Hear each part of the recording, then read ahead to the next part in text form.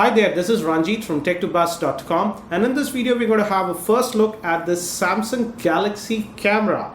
And this is kind of a hybrid device. This is a point and shoot camera with a mega zoom, that's 21x, and we also have a full featured Android that runs on 4.1 Jellybean. And again, the hardware specs of this one is also pretty impressive. It houses a quad core processor.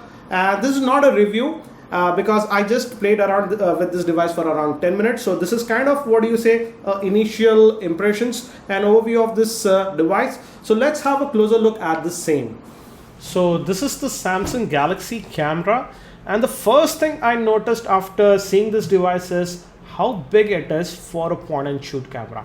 To give you an idea, let me show you the same. This is a compact point and shoot camera, and as you can see, it's pretty small. And I have a DSLR.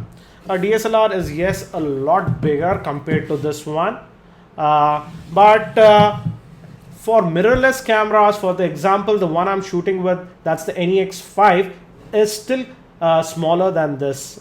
As you can see, the NEX5 at the left, the body is still smaller than the Samsung Galaxy camera. And I feel you require a camera bag with this camera because it's difficult to carry in your pocket. And I think so the reason for this camera being so big is the screen. Samsung decided to put a pretty big screen on this. That's a 4.8 inch screen. It's not a Super AMOLED screen, but it's a LCD screen. And I have to say, it's a great screen. The color reproduction, etc. is excellent. And before proceeding, let me give you a physical overview first. And to open the camera, you have this power button over here. You hold it for a second and leave it. It should open the camera and the lens comes out. And it's a zoom lens. So that means it can do a magnification from 1x to 21x, and that's incredible. And the f-stop for the same is 2.8 to 5.9. And on the top, if you see, we have the shutter like a traditional camera. The moment you switch it on, you default get to this camera interface, and you can give it to anybody and you can just use it like a normal camera. Let's, for example, let me keep this here, and you just depress the shutter button and click it, and it takes the shot. So in that respect, it's easy. So let me proceed. And here we have this microphone, and we also have this toggle to zoom in and out. For example, we can zoom up to 21x using the same. And here, this is the pop-out flash. It doesn't come out by default. You have this button over here. If you depress it, the flash comes out, and you can just depress it and it goes back. Again, this is the speaker, and as it says 21x over here. And on the bottom, if we go, let me switch off the camera for a while. We have the normal tripod stand, and this is the area this can open up.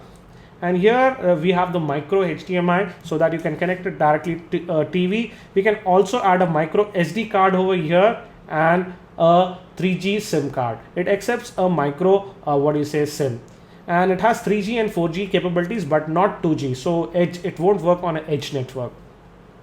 And we can remove the battery from here. And the battery is a 1650 milliampere battery. Actually, the battery is very similar to the battery used in the Samsung Galaxy S2. And we can close this. And on this end, we have the USB slot that will be used for charging. And here we have the whole, you can connect your earphones also, or a microphone if you would like. And again, at the back, we have this huge LCD screen. That's a 4.8 inch screen.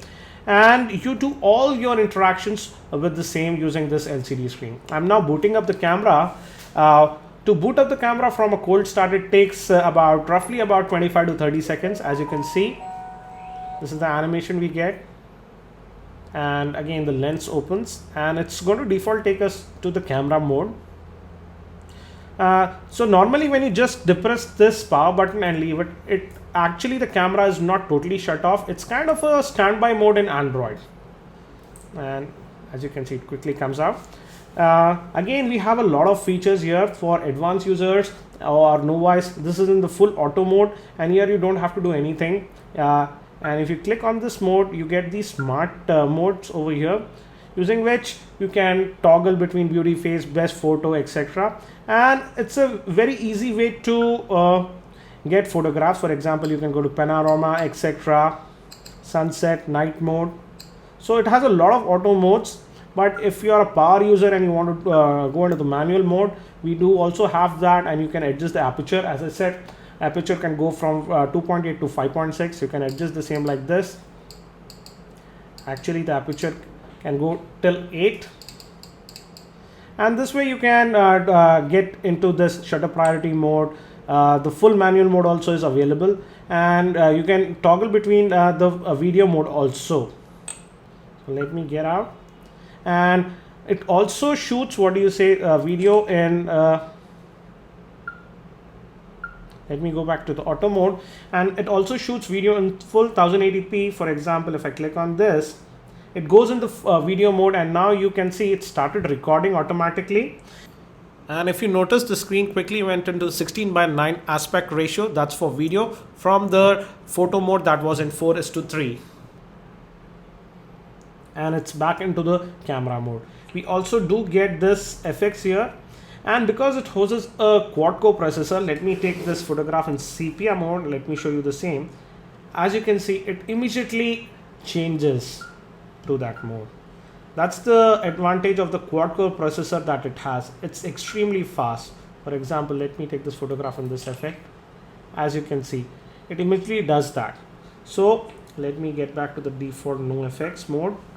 So I in my general testing for about 10 minutes, the camera was really responsive. And if you click on this home button, now we go to the Android mode, and this is the Android experience. Let me go in this orientation, and as you can see, it's similar to the Samsung TouchWiz UI. And if you click here, you go to the apps. One thing you must have noticed is it does not have any physical buttons, and we have these touch type buttons that are part of the screen, and you use this to go to home, etc. And anytime you want to go back to the camera, you just hit this camera button and you go back. Again, as this is a complete Android device, you can check your email. It has a full-fledged browser. You can download apps. It has the full-fledged Play Store. I tried to download some apps and it worked fine. As you can see, it's a complete Android device. Let me show you the settings, and let me show you about the device. It's running on the Android version 4.1.1, and it has 1 gig of memory and 8 GB of internal storage, but out of that you get only about 4 GB. But as I mentioned earlier, it can accept micro SD card up to 64 GB, so storage should not be an issue on this device. And the beauty of such a device, according to me, is the network connectivity. For example, you can set it up with Facebook or Dropbox account. So the moment you take a shot, it is automatically uploaded. And again, as it's an Android device, you're not restricted to, let's say, one network or another network. You are open. You can just download whatever app you want, and your experience can change because of that. It also has a full-fledged browser. It has a Chrome browser and also this default Android browser. And as you can see, let me just try going to a few sites, and I checked it and it's pretty fast. And as you can see, it's pretty fast. Let me also go to tech2buzz.com.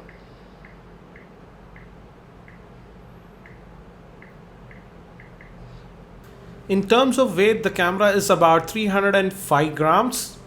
And as you can see, it loaded the Tech2Buzz site again without any issues. So let me try to play back this and let's change the orientation. As you can see, again, no problems. And this is a video that's embedded within this web page. So let's see if it can play it back.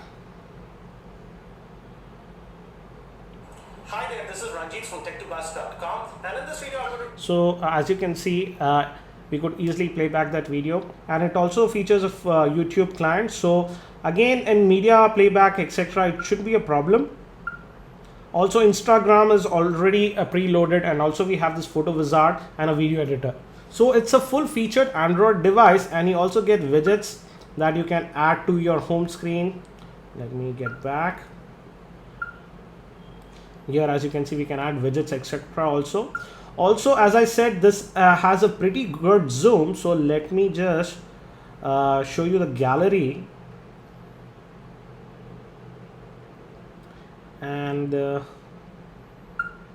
let me just show you the zoom capabilities of this one. This is at 1x, that is no zoom, and this was at 11x zoom, and this was at 21x zoom. So just look at 21x zoom, how far the door was. Let me show you the initial image. And it also has built-in image stabilization. And I would say my initial impressions, I was impressed because at 21x without the tripod, I got a decent shot. Again, I'll be testing this device a lot more.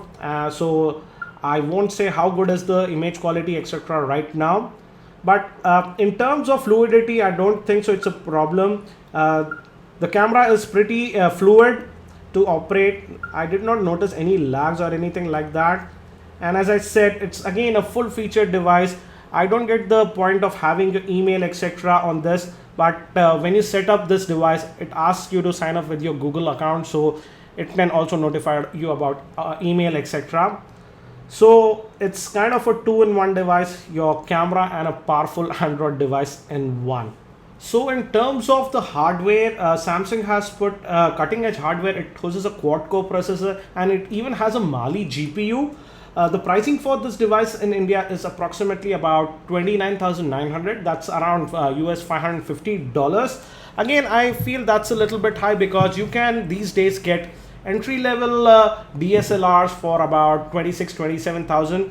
I would say that this Samsung Galaxy camera is a very new kind of a device, and I would say it's kind of a connected camera and ideal for people for whom instant sharing is really important. So what do you guys think about this Samsung Galaxy camera? Do you think this is the future of cameras or it's just a gimmick? I'll be doing a full in-depth review of this device after using it for a couple of weeks. So if you have any questions regarding this camera, do post them in this YouTube comments below. I'll try to include them in my review. That's it for now. This is Ranjit from tech2buzz.com and I hope to see you in my next video.